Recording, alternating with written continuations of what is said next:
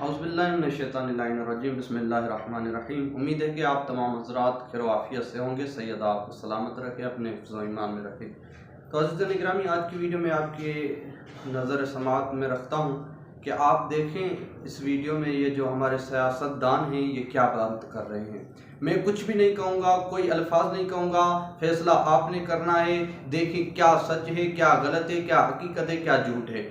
دیکھیں انسان کو اللہ تعالیٰ نے فکر عطا کیا ہے۔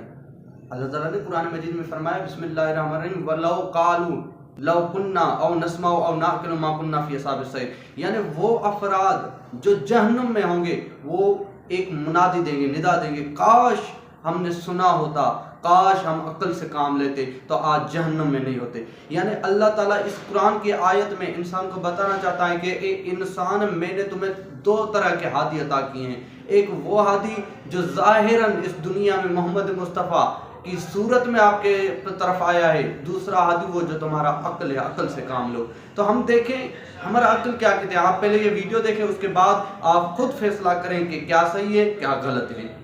منظر میری آنکھوں کے آگے آ گیا جب ہمارے نبی جب خانہ کعبہ میں نماز ادا کرتے تھے تو جب وہ سجدے میں جاتے تھے کفار کیا کرتے تھے؟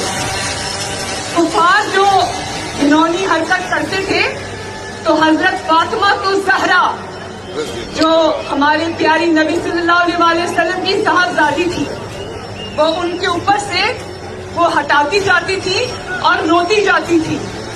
تو میرے بھائیوں، کیونکہ فتح ہوئی نا پھر، کیونکہ والد حق پہ تھا، والد سچے راستے پہ تھا، تو نواز شریف جو آپ کا لیڈر ہے، میرا لیڈر ہے، میرا